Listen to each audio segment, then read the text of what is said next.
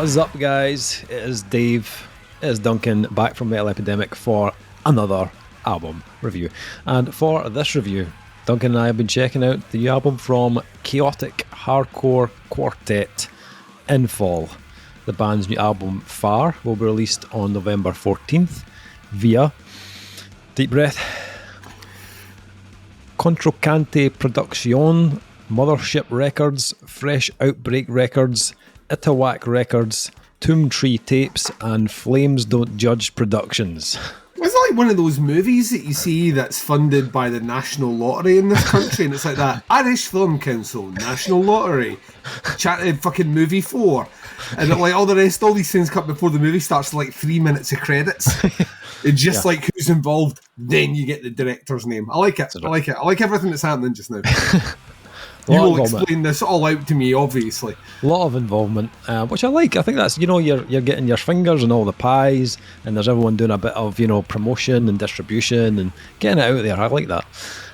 So, album number 2 from Infall, which follows up their 2017 album, Silent. Far was recorded in July 2021 by Enrico Baraldi, who has worked with Ornaments and Collars at Vacuum Studio in Bologna. Mixed by Kurt Ballou from Converge, of course. At God City Studio in Salem, and mastered by Alan Duche. I'm never sure how to pronounce this guy's name. Alan Duches, don't know. At West Side Music, New York, in November to December 2021. So here we go. This is basically in the business a tick all the boxes album for Big Dave. I thought you were still reading the press release. They were like, wait here, this thing here where they name check me, because like 7 record labels and Dave involved in this production. Yeah, this is basically a Dave's tick all the boxes type album. Yeah. We recently we launched or started a new feature on the website just recently called The Buried Underground, which kind of highlights a more underground kind of metal scene, and albums and bands that you might not have heard about. On the first installment, I picked Infall as my kind of ones to watch, and I hear you thinking, but Dave, but why did you pick? Well, Infall? When you said Bologna, that answered my first question, which was they do have a French sound about them. So are they French, Dave, or Italian? Well, Duncan, funny you should say that. Are they European, Dave, by any chance? Do they play hardcore? Let me just tell you the reasons. Number one, what's Balloon involved with the production? Number one, hardcore. Oh, right. So David Hardcore strikes again. Right. It's the year of hardcore, and you can guess, if you hadn't guessed. Kind of slumped for a while there, but we'll bring it back. Yeah, like post metal's making a good case right now. I'll give it that, but it's still year of hardcore. Number 2, Kurt Ballou. Yes, obsessed.com. Anything the man touches turns to gold. Duncan. Midas touch, right? Here we go. Number 3, these guys are from the homeland, a little place called Arona in Italy. Now, right, yep. I just can't help but feel a deep bond with these guys.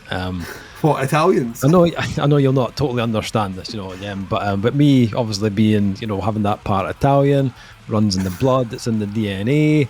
I was more than happy to give further coverage to my brothers in Right, calm down, Davido. Right, let's friggin' rein it back a little bit in here. Look at this Italian skin, Duncan. Look at it, glowing. That might be the light I've got on here, but glowing anyway. So yeah, Infall. Let's get into this one. So I actually hadn't heard the band's previous album before checking this out, but I checked it out online. Silent, it's called, and actually, like for a debut, very decent album. They come out like swinging on that first record. Has all the kind of the elements you'd want from a band that are kind of on that album. It was kind of like a Dillinger meets Converge, a bit of kind of Botch kind of type. Kind of ferocity about it. I think the only thing that first album was kind of lacking a little bit of was kind of bigger kind of memorable moments. It's one of those albums that kind of just is over in a flash, and it's delivered with like utter ferocity. But it's one that's kind of difficult to latch on to something just because it's so kind of relentless and all over the place. The new album, Far, definitely compared to that album, definitely gives you a kind of wider spectrum of kind of dynamics from the band. And that's clear from the kind of opening track where you get that kind of clean guitar work that's like a slow burn into this more kind of vicious side of the band. But even then, they don't fully release the Kraken on that first track. You know, they hold it back ever so slightly. And you're almost like at the end of the track before they start to really kind of ramp up the more kind of frantic side. Then on track 2, you've got Heritage, which they like fully unleash the fury on track 2. It's all out, like riffs flying everywhere, scorching vocals, insane drumming.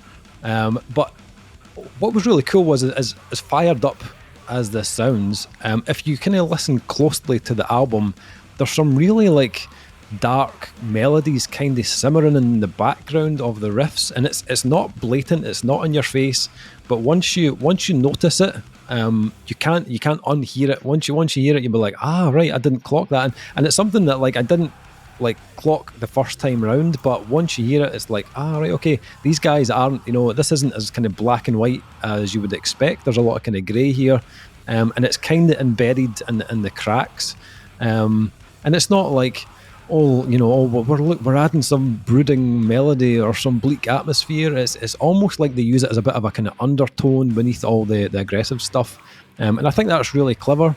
It feels like this album has a bit more kind of layers to it, and as I said, you might not catch it on the first listen, but after a few spins, it all kind of starts to reveal itself kind of bit by bit. I've listened to this about 10 times, I think. Roughly. I found it a very easy album to stick on. It's very much in my wheelhouse, and then, you know, once it finished, I was like, maybe just have a little spin of that again. You know, it's 37 minutes or something like that, so it's not like crazy long for a hardcore album at all. And on the surface of this, there's lots to enjoy. Like, the riffs are fucking savage for the majority of the album. Still got a bit of that kind of Converge in there, a little bit of Coilguns, that kind of grittiness. It's not quite as Dillinger-esque as the first album. They've kind of reined that in a little bit, but I definitely think this album has more of a personality on it. On the last album, you could pick out the influences much easier than you can on this one, and they keep it pretty varied. It's predominantly hardcore, as I mentioned, so it's very, very up tempo. But they do, like, every now and again they'll drop a gear just to deliver something, a big kind of filthy groove. The kind of big kind of part that sticks out to me, there's a riff on Love Karina, the track called Love Karina, which is a kind of particular favourite of mine's. There's a big kind of groove riff towards the end of that track, and it's like almost like, reminds me of like The Secret, even a little bit Every Time I Die in there, and they're kind of slower moments as well. But it's such a kind of huge ending to the track. And then they follow that up with Good Morning Lethargy, which kind of lures you into this false sense of security with a more kind of tranquil opening. But after about a minute and a half, it erupts into these huge kind of almost kind of sludgy kind of hardcore riffs. And the bass sounds really, really thick. You know, it just comes right through. It's almost as heavy as the guitars at some point. I really like the fact they also kind of touch on more kind of traditional hardcore vibes as well. You hear a bit of that on Mistress of Disorder, and then Stamina has one of the coolest kind of breakdowns of the album, almost like a more hardcore sounding Meshuggah, which I thought was really cool. And then I think as the album actually gets more kind of further on, it becomes more interesting. I think they start to show even more sides to their personality. I thought that I loved the kind of vocal delivery on Man Down. It's got more of a kind of emotional side, and then the closer, Forever Mine, I think it kind of builds brilliantly and gives you a really satisfying end to the album. And it's one, as I said, it's one of those albums when it finishes, you're like, I could just kind of relive that again and stick it on. Production wise, like, it's before I even get to Kurt Ballou, the recording of the instruments is actually really well done. I think the tones that Enrico has captured here are fantastic. Really kind of natural sounding tones, which I loved. And then obviously you've got Kurt Ballou, who has just a kind of gift for bringing this sort of stuff to life. It's like abundantly clear why so many bands want him to work on their albums, like, because everything he does just sounds so fucking good. I don't have really any major criticism here.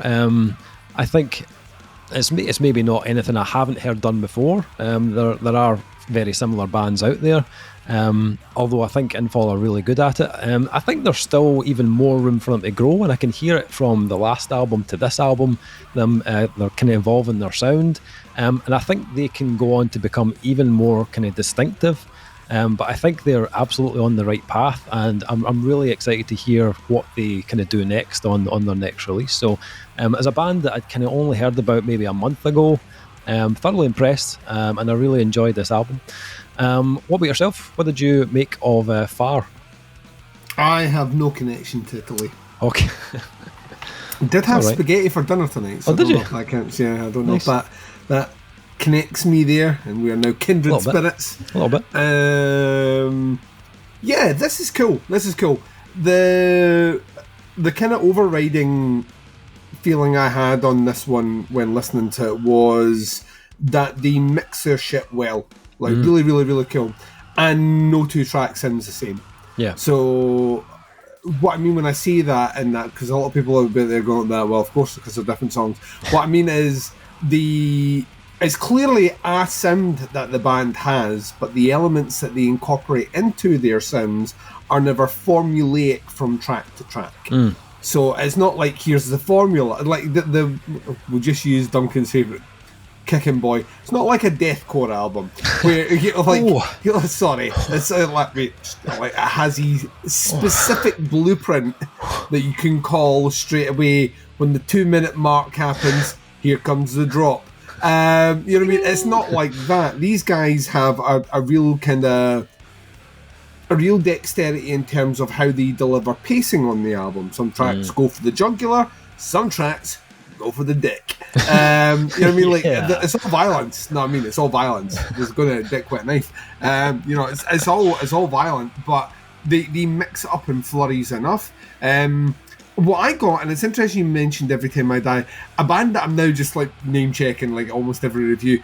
Cancer Bats. There's a lot of Cancer Bats in here, and I think when the way I described it last week on whatever review we did when I mentioned Cancer Bats is early Cancer Bats albums are really upfront cunt bands. You know what I mean? They're like right there, and it's just like it's that savage punk energy mixed with the hardcore that's in here. Like the sections where they just go balls to the wall, kind of punky, like really, really punky metallic hardcore.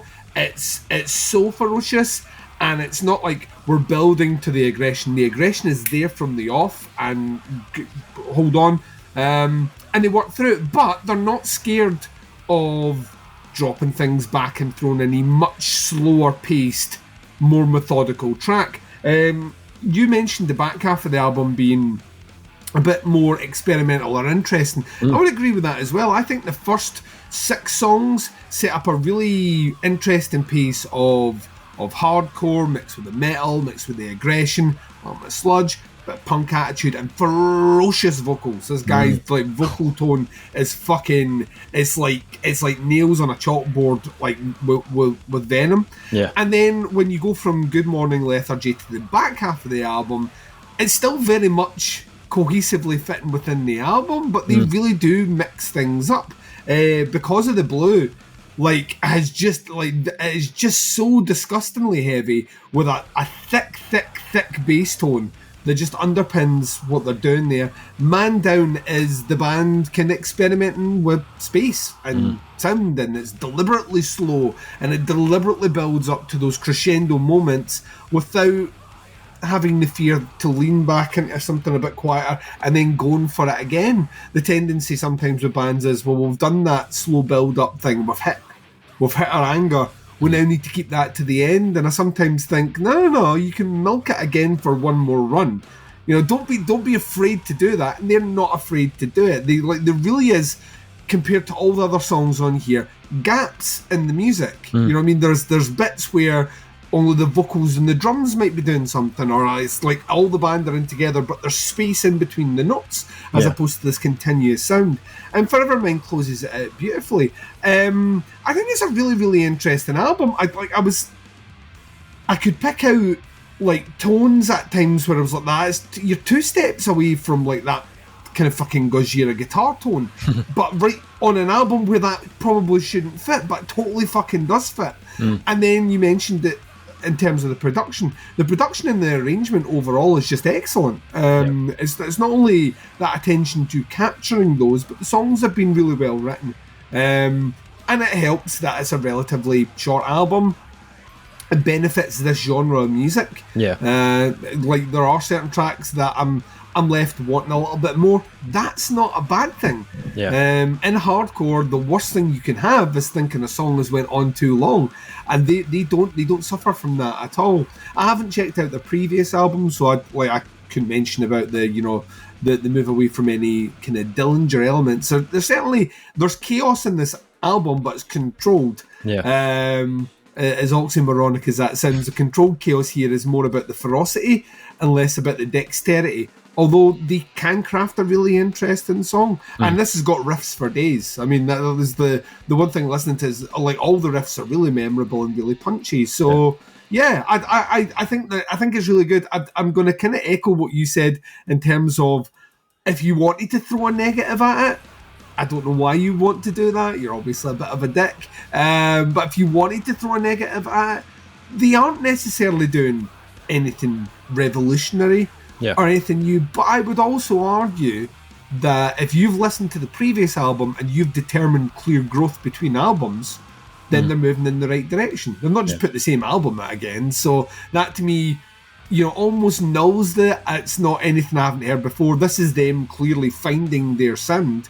And I will take one really, really, really good consistent hardcore album over 20 hardcore albums that think they're a little bit smarter than they are, that are trying to do something that doesn't really go, and ultimately become a half album listen. So I think they've got a lot going for them, and I am super curious if they do get out on the road. I think a lot of this material would translate fucking hella good live. I won't mention Kurt Ballou because we've already done enough knob gobbling of that man on this episode, and I think this entire year is like it's almost that I'm like it'll never happen, but I think we should only ever really do the oh my god it's Kurt Ballou if it sounds bad, which is never going to happen. It's just a given when his name's attached to something. It's almost like how we used to scour albums for record labels, and that's how you would pick the albums you listen to. These things have as we've moved away from labels are an interesting point, but there are certain names in the industry now that if they're attached to a project, you fucking drop what you're doing and you listen to it. So he's certainly in there. So I dug this quite a bit. Cool, nice one. So ratings for Infall's Far. This is a very, very strong album in a year where we've had a ton of really good hardcore releases. As we've said, I think the only kind of, it's not even really a major criticism. It just isn't, like pushing major boundaries, but they're very good at what they do. I think it's tough to score because there's been a lot of good stuff out this year. I would still probably place things like Beyond the Sticks and Life Sick maybe slightly above this, so I think I'd probably go in at a 4 out of 5 on this one. What about yourself? I'm right behind you. 4's where I was going for it. This is one of these. I think I like the idea of the segment on the site to kind of raise up bands like this, because this is very much likely to be one of those bands that flies completely under the radar. But if anything that any one of us has said here has piqued your interest slightly, give them a spin. You will not. This is one of these things I would find it very difficult to believe someone disliked this. Yeah, you know what I mean. It's just too easy to spin. So yeah, I'd agree. So this one is dropping on November the 14th. I'll put some links below to the band's Facebook, to their Bandcamp, so you can check out the pre-order. Let us know what you think. Check it out, have a listen, stick some comments in. That is the review. Thank you so much for checking it out, much appreciated. We'll be back with another review very soon, but until then, take care. Speak to you soon. Bye everyone.